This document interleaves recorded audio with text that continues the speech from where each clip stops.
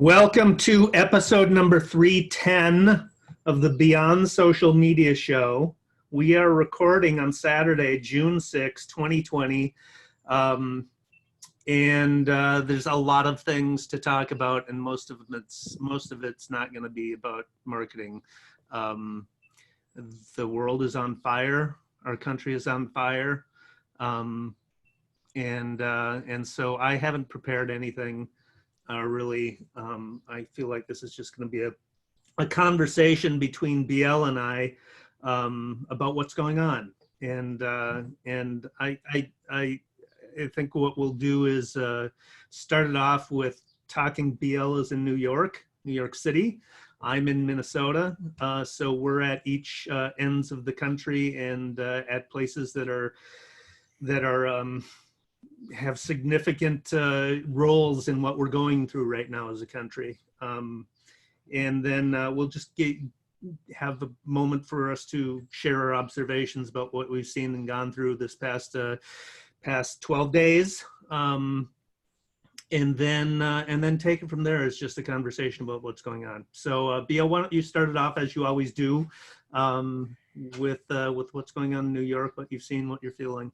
Well, I always started off with good news, and this week there isn't any. Yeah. There was some today, actually, but it's been a really, I said to you before we started, feels like the longest week ever, yeah. and just when you think that nothing worse can happen, it does. And the beginning of the week, the beginning of the protests.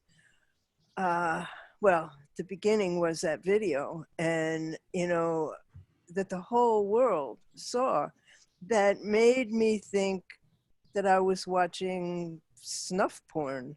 And it was so horrifying, and yet you couldn't not watch it, and I had nightmares about it, and so that was the beginning of it. And then when the protests started here in New York, there were outside forces beside the protesters, and they just wreaked havoc in the city. I mean, they smashed up stores, and my pharmacy around the corner is boarded up. The stores, a lot of the stores are boarded up. The restaurants closed. The governor made an 11 o'clock curfew, and then the mayor decided that it should be 8 o'clock, which is just asking for trouble, because there was no reason to do that. And in other parts of the country, they undid that, and every day it got bigger and bigger. And it was the people who were protesting were very peaceful and largely very young, and the cops were a menacing presence. They weren't, cops are supposed to make you feel protected, and what you needed protection from was them, and their behavior was reprehensible. And then the mayor and the governor saying it was okay. So every day the protests got bigger, every single day. But after Sunday, and I think also Monday, who knows what days were anymore, the looting stopped. But this is how close to me it was. I live on 94th Street, and the protest was marching through 86th Street, and the looting was on 86th Street Sunday night. And so I have a dog, and I have to take my dog out, and that's after curfew. But they told us we could take our dogs out near our house. So I take my dog out, and there's like not a soul on the street. They closed the roads, the highway. Everything was closed, and I went outside, and there was no one, not a car, not a person, I didn't even see a rat. And I just took Lucy. I went, okay, come on, she peed. I went, let's go home. 3 o'clock in the morning, Lucy has to really go out. I'm like, oh no, it's 3 o'clock in the morning. Well, it was so weird because it was even quieter, but in a scary way. And I took her to where she usually goes, and I took her home, and we went back to sleep. But, you know, the disquiet that I feel is, I've been in a state of disquiet since this whole COVID thing started. And you know, we're in a perfect storm for people to be upset and to act out. And that's what people are doing. And, you know, I just know that the people who are protesting are right. And I know that, you know, what I don't know is whether it will change. The good thing that I saw today was that CNN and Sesame Street had a town hall to explain racism to children. And did you know, for example, that that oh, who's the red one? Wait, he has a father, and his father was there. But I don't anyway, know. I'm sorry, I'm missing something. I don't know what you're talking about. on Sesame Street, Yeah. Elmo. Oh, Elmo's okay. father was there. Who knew Elmo had parents, Did you not know know? that. No. Nobody did. But the mayor of Atlanta was on there, and one of the kids, a 9-year-old kid, said, "My Nana protested for equality in the 60s. How come we have to keep on doing it?" And they said, "Because it hasn't happened." And they started to explain all of that. And that is my question as well. You know, I marched for civil rights in high school in the 60s. I marched for civil rights in college. And I marched, you know, the change hasn't come. What's made a difference is cell phones. You know, what if there was no video? Yeah. What if there hadn't been a video? Yeah. Yeah. I mean, that's I have heard this from my black friends. Other people are saying it now. It's not that there's more violence against black people. It's not there's more oppression by the police against black people. It's that there's more cameras. Absolutely. Is that there are people who are able to film it. My So I initially found out about the video of George Floyd's murder online from one of my friends, one of my football buddies, who had posted it, and I didn't watch it. I didn't watch it because I didn't want to watch someone die.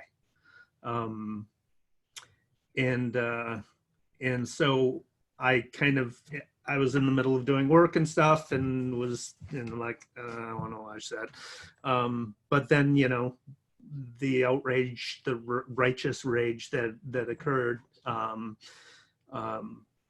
forced me to pay attention to it, right? And so I live in Minnesota. I live in a suburb that's about 30 minutes away from Minneapolis. I used to work downtown Minneapolis for several years. And I have many friends that live in Minneapolis and St. Paul. I used to live in St. Paul for more than 10 years. And so I'm very familiar with all of the places that are being mentioned in the news nationally now in Minnesota. And so the third precinct police building that was burned down, I have a friend who lives a block away from there. Wow.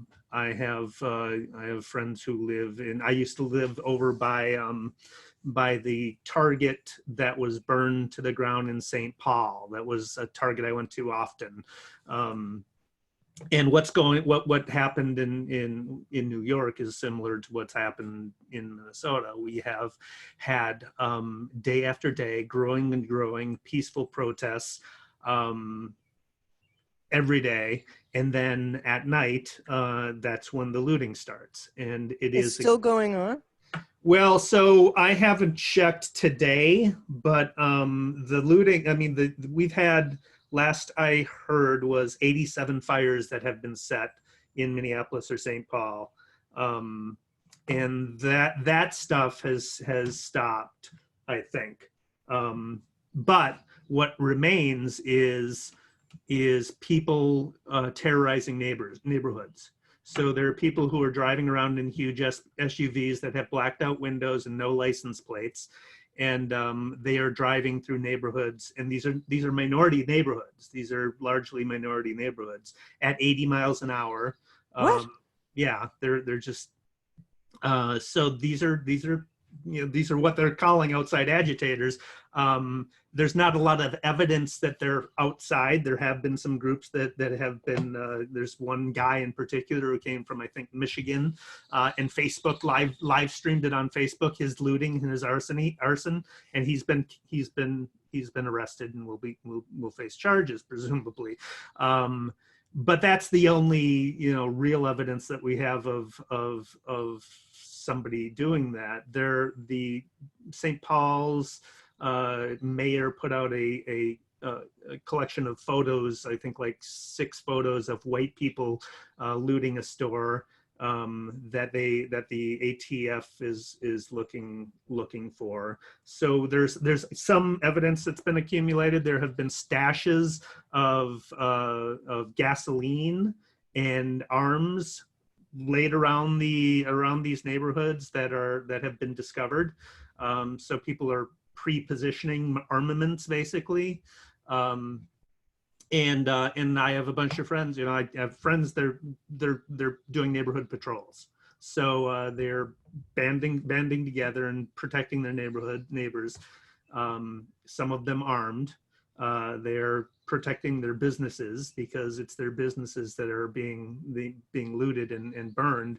And all of the looting and the burning is very strategic. So what they did is they on Lake Street in Minneapolis, this is a street that is predominantly populated by minority-owned businesses. So there's Hispanic restaurants, there's Korean restaurants, there's it's Ethnic neighborhood and ethnic owned businesses. So those businesses have been targeted, looted, destroyed, and so that is an attempt to destroy the wealth of these communities.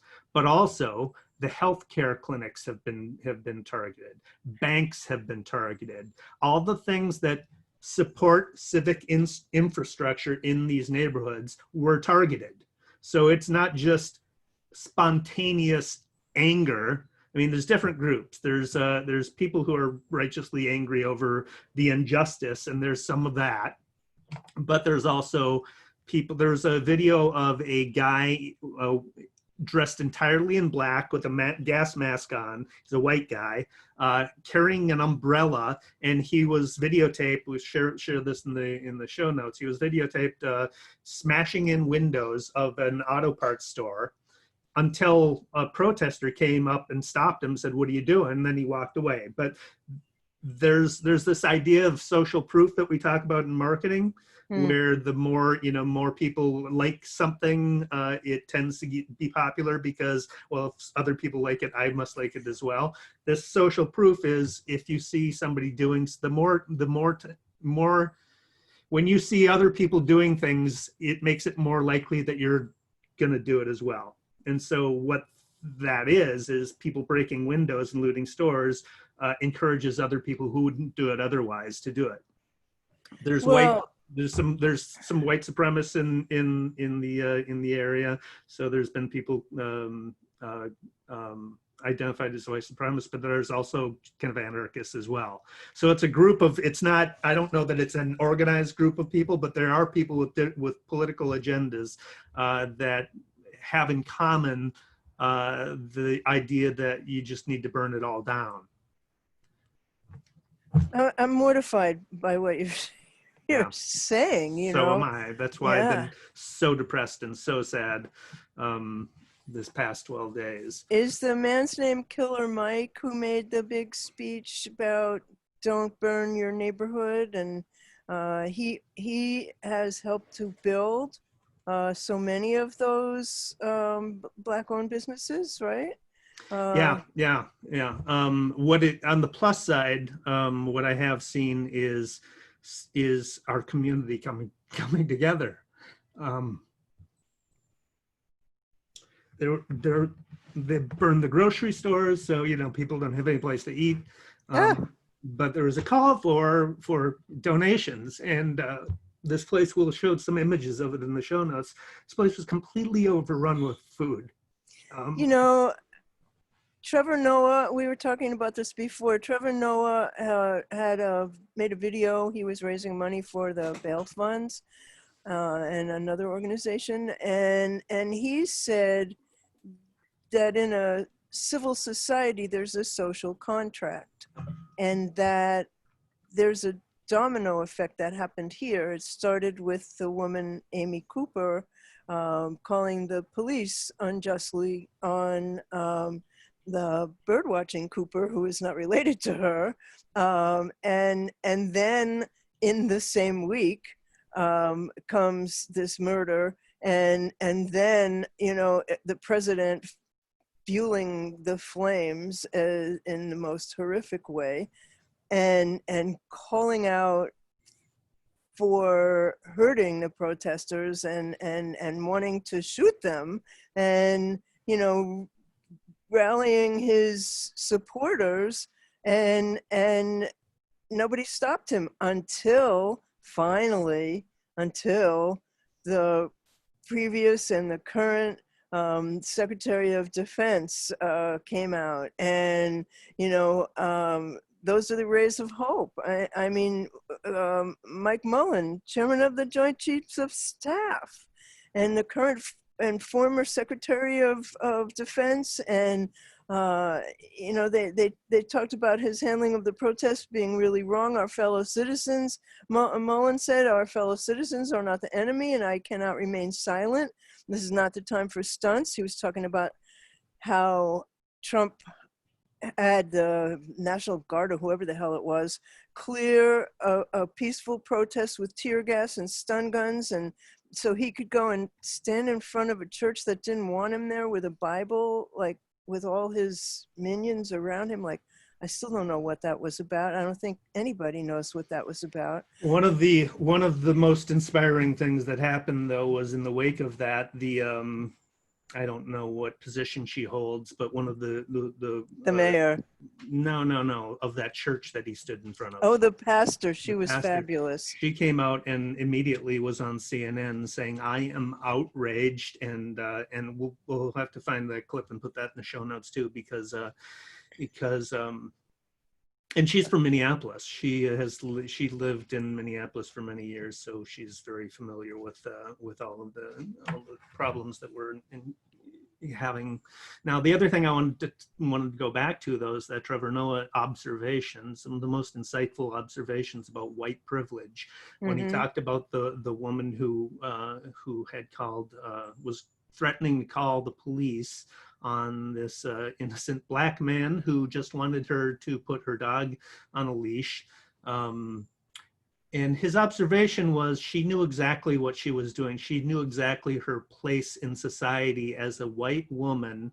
She knew that she was threatening to call 911 and sick the police on this man, because she knew exactly how the police would perceive her and how the police would perceive him, and what their reactions would be as a result of what she knew exactly what she was doing. She absolutely did. And I know that spot because I go to Central Park every day, and everyone who has a dog knows you have to have your dog on a leash in the Ramble. A lot of people don't. And I will say that the signs are really, you don't know they're there. I mean, there's one sign at one beginning and one sign, I don't know where, I've only ever seen one.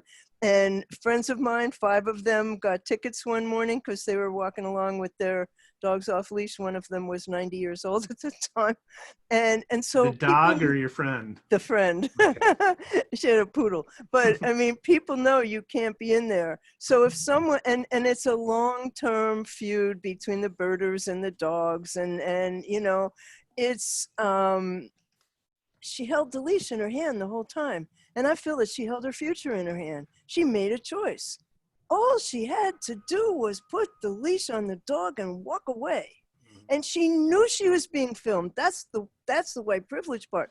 Right. What was disturbing, I have to say, and although people said it wasn't, was the mob that formed on Twitter, and how fast it happened. And I can't think of his first name, but you know, he wrote an op-ed in the Times saying if that he didn't feel that her whole life needed to be destroyed. I don't know, maybe it did, but there was no reason for that to happen, and it was so ugly. It was ugly, and it was. I think the most ugliest part is that she knew what she was doing. She knew what she was doing. She knew she could actually bring real harm to this man. But you know what she's going to do? I guarantee it. She will turn up one day soon. She will have a lawyer. She will have a PR firm, probably Burson Marsteller. She will be interviewed by Gayle King, and she will be just so full of, I'm devoting my life to the cause. And you know what? I guarantee she will do that. That, you know, I mean, good. Well, except she'll be lying. Well, maybe not. Hopefully not. What does it take to change somebody like that? I don't know. Well, this could be it. One would hope. One would hope, you know, one would hope. But I just don't feel like anything coming from this woman would be genuine. But you have to hope that the better side of human nature is in there somewhere. Yeah, I've been thinking a lot of the idea of trauma this past 12 days. You know, back when I was much younger, I would have defined trauma as a physical thing, as something that happens to you physically. If you were in a car accident and your arm is severed, you have suffered trauma.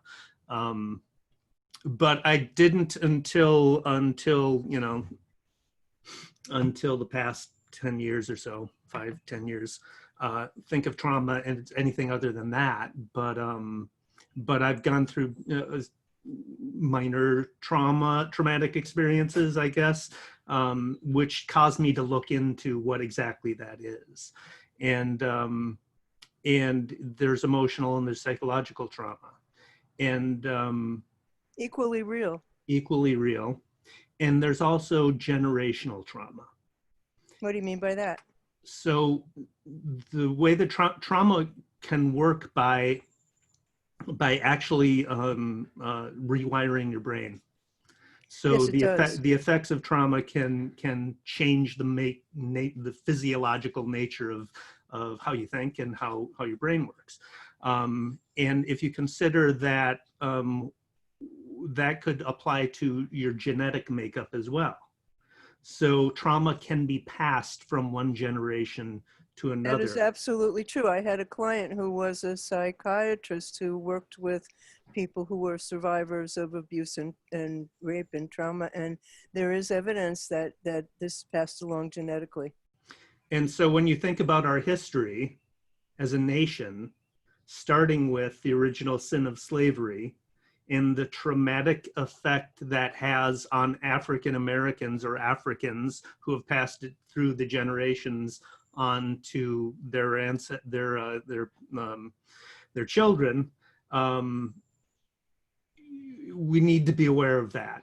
And it's not just the trauma that they have endured, but the trauma, I imagine, is not limited to them, but also to their oppressors.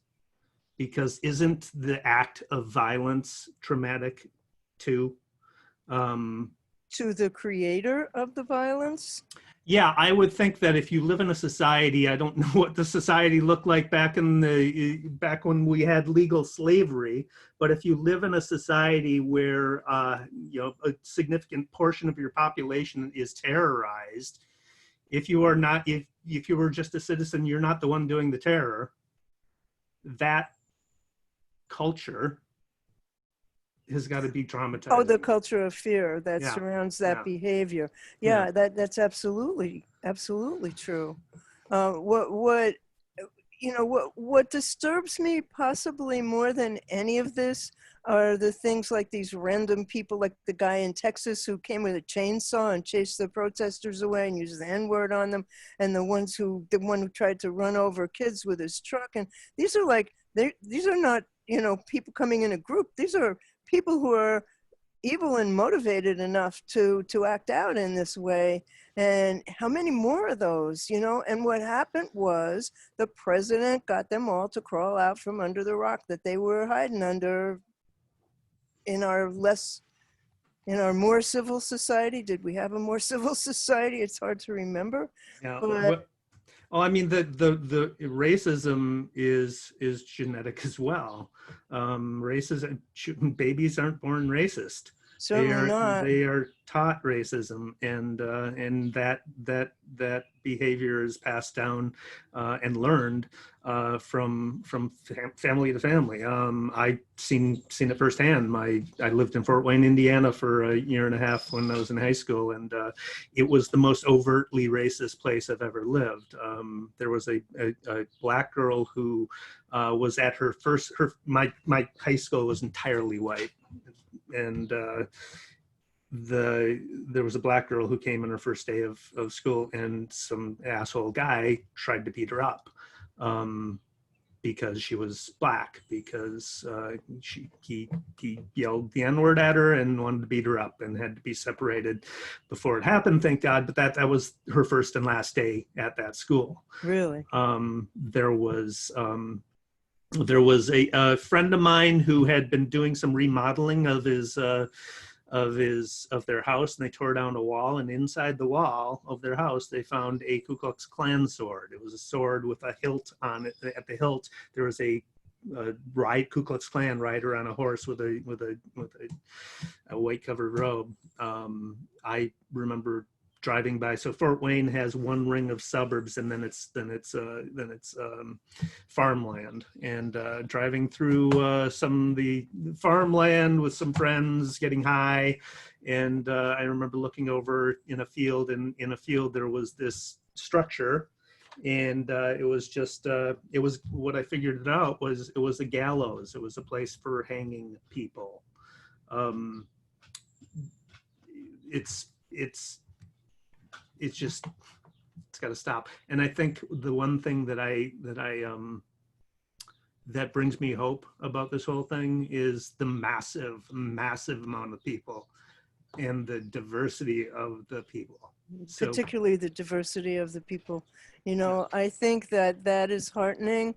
I think the fact that my 19-year-old niece is so fired up about this, and that kids are seeing this and having to ask questions about it because it's not understandable. And but I mean, we are also in New York, the center of the COVID-19 pandemic, and the issue here is, are we going to have another spike now? I think it's inevitable. I think it's inevitable, and it's going to happen here. It's going to happen.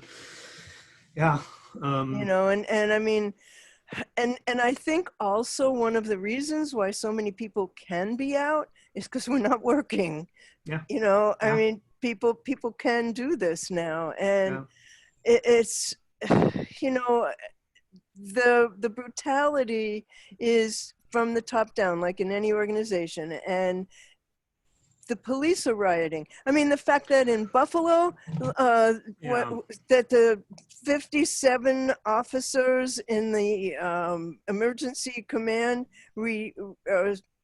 resigned because the two guys who knocked the man over and left him bleeding on the sidewalk with a head wound, they got suspended, and so there's solidarity. What the hell kind of solidarity is that, you idiots? But they're still on the police roll. There has to be a way to change the police. Yeah, so I mean, the police are making a hell of a case for the police being out of control. Mm-hmm. And rioting. that incident that you mentioned in Buffalo, that video of that man being pushed to the ground and bleeding from his head, and two cops trying to stop to give him help, but being pushed along by one of their superiors. So no, you can't give him help.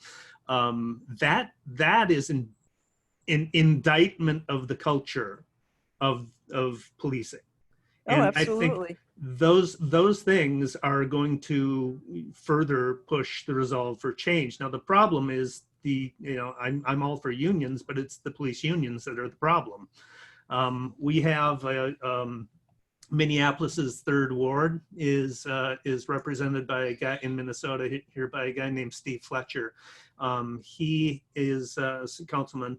He had a long thread on Twitter about what exactly is the problem. What the problem is when you complain about the police, they stop policing your area.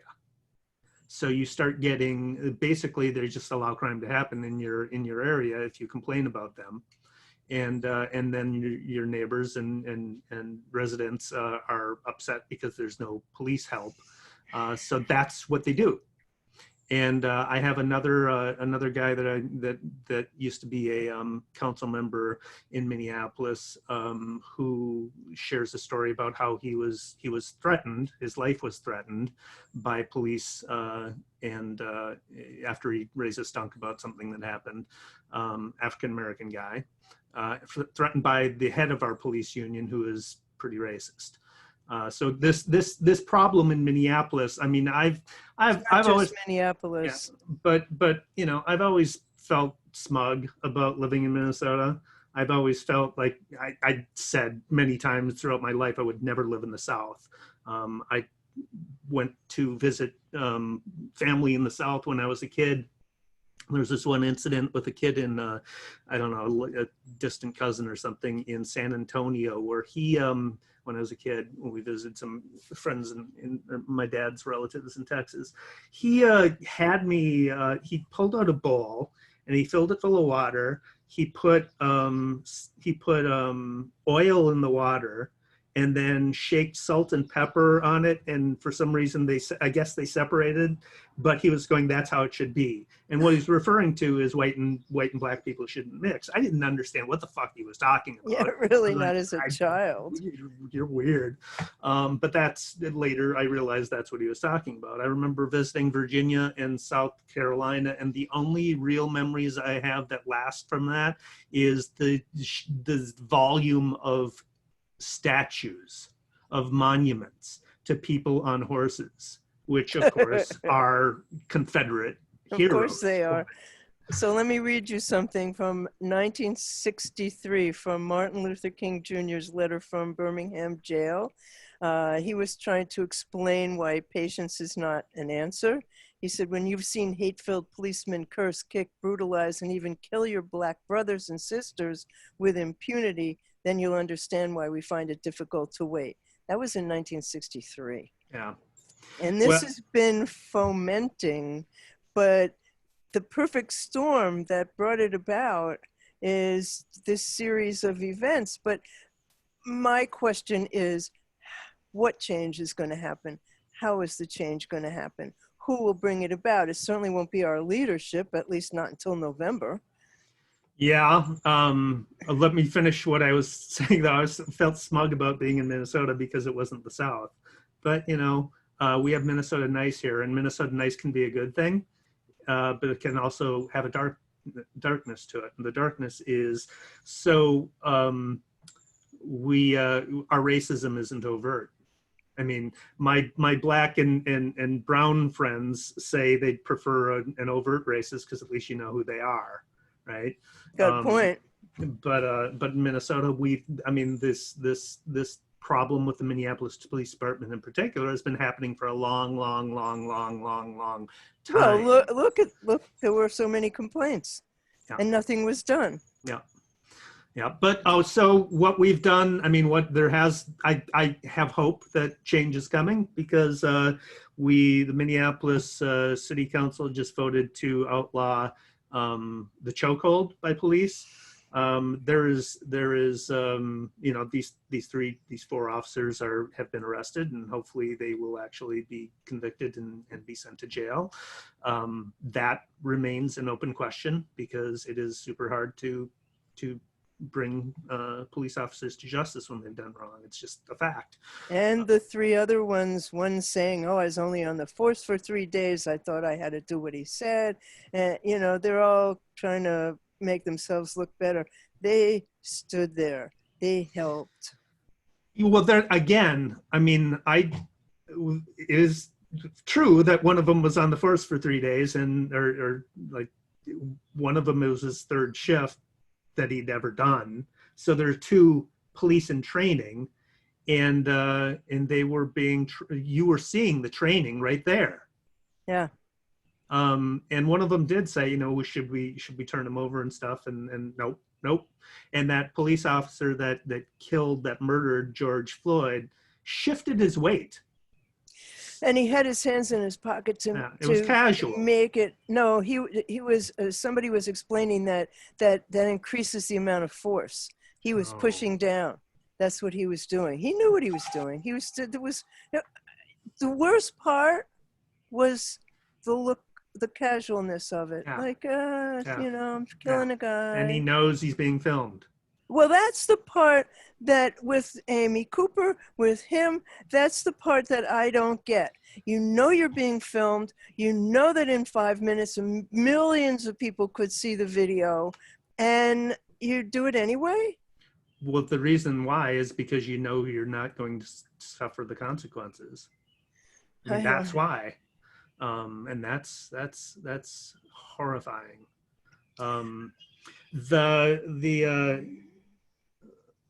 I lost my train of thought. Go ahead. Well, I think the most important thing that can happen, really, is that all these kids register to vote. And, you know, I have relatives, family members who've never voted. They say, it doesn't affect us. Yes, it does. It affects you every day of your life. And if you vote, then we can have change. But if you don't vote, no change. It's all going to be rhetoric. It's all going to, you know, I mean, people cannot protest forever. And eventually there will come an end to it. And although I do recall in the 60s, it went on all summer, and it very well could. That's going to happen. I hope it will. I hope it will. You know, I think we've never gotten the demographics of our audience of people who listen to this podcast. I'd like to do that sometime, but I suspect what we would find, I'd be willing to bet what we would find is that it's predominantly white and it's predominantly female, and because that's the makeup of public relations and advertising agencies these days. But I would say that another thing that can change is that white people can decide not to be defensive or scared to talk about race. It has to be talked about. It has to be open. It has to be, I mean, I'm astounded, frankly, at some of the otherwise intelligent people I know who hold these horrible prejudicial beliefs. And don't be afraid to call people on those things. Trust me, I do. Yeah, I'm sure you do. You know, we've been talking a lot about, you know, overt racism, but there's also racism that people. So racism is a virus in that you can be an asymptomatic carrier of it. Yes, you can. You can have racist responses and that you don't realize are that, and it I think it's incumbent upon us well-meaning people to be introspective and to admit and recognize when they've been racist. I know that I have, you know, I remember I have a memory of walking down Nicollet Mall in downtown Minneapolis from work to my car, and some kid starts messing with me, just being weird. And if that kid was white, I wouldn't have felt scared. But he was a black kid, and he was just being a kid, And I, you know, that's how I reacted back when I was a young professional. And we have to admit those things because it is a culture. You know, I had no reason, but I was taught our culture teaches us to be afraid of Black people. I live across the street from projects, and I know a lot of the older people who live there because the projects across the street are a NORC, a naturally occurring retirement community. But of course, some of them have children and grandchildren who live with them. And I take my dog out sometimes late at night, and I am sometimes afraid of what I see. I'm not afraid for me. I'm afraid of what I see. I'm afraid of drug dealing that I see. I'm afraid of things that I see. I saw a knife fight a week or so ago. And, you know, that sort of thing scares me. That would scare me no matter what color they were. Yeah. But I mean, I don't live in, you know, the toniest of neighborhoods, even though I pay a fucking fortune to live in it. But, but I mean, that's New York. But this needs to be discussed. This needs to be, I think the most important thing that we can do is to encourage people to vote, is to work toward voting, because it's the answer. You have to change this poison that is running the show. But I think this is change that's going to take a long time. I don't think this is like overnight, everything is going to be solved. But what just distressed me so much was when Governor Cuomo, who has lost a little of his luster, I must say, but he said, well, you know, the Attorney General has to make a report, and I expect to have it in 30 days. 30 days? You can't wait 30 days for this report. You need this report tomorrow. What the hell do you need to look into? There are videos of everything. Everybody can look at what happened. Yeah. You know, talk to these people. The mayor saying, well, you know, the police were pretty restrained. No, they weren't. And, you know, there's videos of the girl that was thrown on the ground and the kid that they ripped down his mask and pepper sprayed him in the face for no reason. He was just standing there. Why? It was after curfew. Who made the curfew? Yeah, I have not been impressed at all with de Blasio. I kind of suspect the New York police have some sway over. Well, why is he not taking this advantage to lead then? Because I think he's underneath it all. He's a wuss. I mean, he's not a leader. Look what happened when he tried to run for governor. Everybody in New York hates him. You know, we made fun of him. And when he tried to run for president, sorry. But Cuomo has said a lot of the right things. But, I mean, today he called for getting rid of chokeholds. Today he said if it doesn't happen, he'll do executive orders to make it happen, because enough is enough. And you can't wait for the process. And he has the power. But you know, did he actually do it? I don't know. Or is he talking about it? I mean, a lot of stuff just gets talked about, and we can't just talk about it. We have to support candidates. We have to, you know, we have to talk to kids and get them to vote. And I think that's the only thing that can bring about any kind of change. I don't have any faith in the powers that be. I don't have any faith in the fact that, you know, someday the protests end and then nothing happens. I mean, we've seen this before. And so what can we do? Because we do need to do something. We need to find the candidates that we want to see, and we need to volunteer to work for them. And we need to talk to kids and say, this is why you need to vote. I mean, if you don't know this now, after what's happened in the last 12 days, then it's hopeless. Yeah. I've been proud of the way that our governor has managed this crisis. Your governor's great. Yeah. I think he's handled the COVID thing amazingly, and he's done a very good job with this crisis as well. And you're mayor. Yeah. Um, yeah, Minneapolis's mayor, he came out, he started on a right note. He was very empathetic and said all the right things. But then when the police, the third precinct police station was looted or was under siege or whatever, he held a late night press conference that was, it was a shit show. He did not have any answers for anything. He looked completely lost. And you can understand why, though. yeah, I know, but I mean, it wasn't inspiring. He's gotten better. He's gotten better since. The mayor of St. Paul has done a great job. Our district attorney in Hennepin County, Mike Freeman, is a complete idiot. He's the guy who originally charged the police officer with second-degree murder. No, third degree murder, I mean, yeah. And then came out and had a press conference he was pouring gas on a fire. I have never liked Mike Freeman from the moment I met him.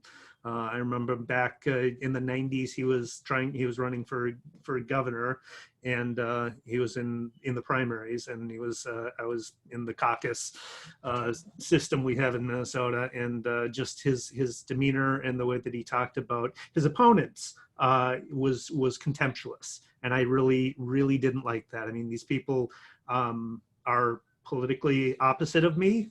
They don't hold my values. They don't believe how I believe problems should be solved through government, but they are still, they're still citizens. They're not my enemy. And he had contempt for them. Ever since then, I was like, don't like him. No, he really blew it. But the protests were originally to get those charges made, and now that's happened. Yep. But continuous violence by the police has caused this to escalate. Yeah. And unless somebody stops them, and I don't know who the hell that's going to be at this point, but unless somebody stops them, it's going to go on, because they really righteously believe that they have the right to behave this way. Yeah. Well, again, I think it's the unions that are a problem. I mean, that's why they get away with that. I described for you from Steve Fletcher's thread of how they treat people who complain about them, and that's what needs. I've been hearing a lot of people talking about abolishing the police. Yes, I don't quite get that. What are we going to substitute them for? Well, apparently there are a lot of policy ideas for how to make that work, but as a marketing person, I'm like, don't use that. Don't say. I mean, nobody is in favor of no law, right? No law enforcement. Well, they're talking about community patrols. They're talking about that, but of course you have to regulate that. Yeah, because otherwise there's crazy people that'll be doing that. Well, I think dismantling the current system that we have and rebuilding it from the ground up is necessary. One of the things is we have a law called the Stanek Law, which I don't know exactly. It allows police officers. It doesn't allow cities to require that their police officers live in their cities. Oh, here you have to live in the city. So I think that you need to have,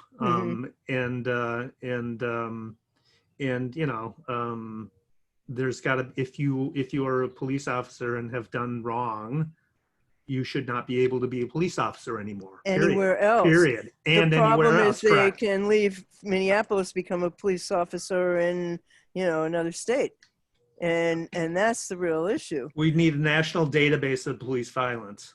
We need a national database of police violence, so we get a handle on the scope of the problem. But that will take too long. you know? Well, I mean, there is no instant fix for this. That's the thing. You can't take 400 years No. or, and fix it in a week. It's not going to happen. But I think what is happening, the ray of hope here, is the raise in awareness. Hmm. And there was a big turn by the media, because at the beginning, the media was accusing the protesters of being the looters, and they were not.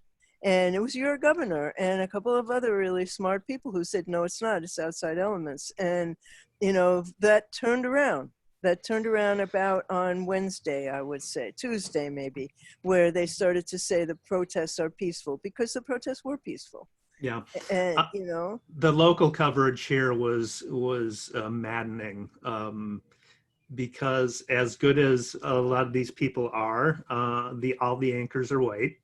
And one guy in particular, Pat Kessler, he's the political reporter for WCCO TV, which is our most popular local newscast in Minnesota. And he's a very nice guy, but he was completely, I mean, white privilege was showing throughout the whole all of the coverage. It was like, these people need to be arrested, and this was before charges were brought against the other 3 police officers. And I'm like, no, those 3 police officers need to be arrested. He was like, it was amazing. So I've been a little disappointed in some of the coverage here. National coverage has been better, although a lot of hype of the wreckage and damage and the looters and the fires and all that. And now there's more about the protests. So, well, my and cousin, interchanging using the word protester when they're talking about rioters too. right, exactly. But my cousin lives on 14th Street, right near Union Square, and Union Square is historically a place of protests. That's where protests happen. There's somebody's protesting something every day in Union Square, and so that's where it began. And when she went out to walk her dog on Sunday night, the street was burning. And it was very scary, and you could smell the tear gas, and you could but the other thing that is really disturbing are these non-bullets, what do they call them, less lethal weapons, one of which put a photographer's eye out, one of which has a young man in critical condition with a traumatic brain injury. These are they're not so less lethal, and they've really hurt people. 110 reporters were either attacked or injured in some way by police during this week. The president calls the press the enemy of the people. Did you see what they did yesterday to the press conference in the Rose Garden? They had the seats all socially distanced, and he had the staff come out and move them together. What I want to know is, why didn't every reporter just get up and walk out? Screw you, we're not covering it. Yeah. That's what they have. See, the press has no balls either, unfortunately. It's true. And it's there true. has to be. We have a challenger, a presidential challenger, a candidate that is running for president now, and it's down to 2 people. And the amount of time that they devote covering what Trump says versus nothing for Biden, basically, it's insane. It is completely insane. So if you want to hear from, the Democratic candidate, you're going to have to go directly to him to hear from, because you're not going to hear it very often from the press. So, well, that is definitely another thing that needs to change. And I mean, the way that this election is covered is also crucial to its outcome. So the other thing that we haven't talked about yet is the amount of disinformation that is being pushed online regarding all of this. So I noticed at the beginning of the first night where there was looting, there were fires being set, that somebody was pushing a video of some disturbances and saying it was in Roseville. So Roseville is a first-ring suburb of of St. Paul. And the idea, I mean, it was later debunked. It was clearly not Roseville. But people are pushing that to try and scare people in the suburbs about, it's coming to you. And then, there's just a lot of, we need to be hyper aware. There was a I'll have to pull it out. There was a interview with Frank Fulguzzi, I think, who is a security reporter, security analyst, about the disinformation that's going on, and it's only going to increase as these protests continue and as we get closer to the elections. We need to be hyper aware of what's going on. Well, that comes back to the responsibility that we've talked about so many times for people to vet the information that they share. The picture that went around last week when Trump had the Bible stunt, where there were photographs of Hitler carrying a Bible, that was photoshopped, and that spread so fast through, and Facebook is a cesspool now, and who's going to police that? We have to police it ourselves.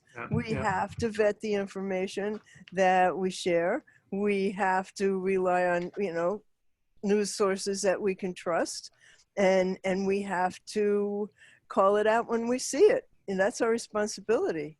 Yeah. So when I've been going through seeing the clips and stuff that are being shared around the riots and stuff, I have always looked for landmarks that I recognize, street signs that I recognize, so that I can be certain that it is what it is before I share it. So and trusted sources too.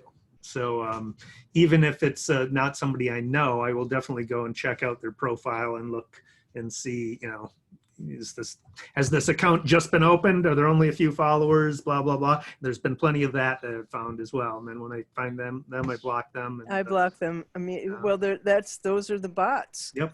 And, they repeat the same thing over and over. I mean, I had a little kerfuffle with the MAGA folks a few weeks ago, and they're bots. They have 2 followers. They have the same picture.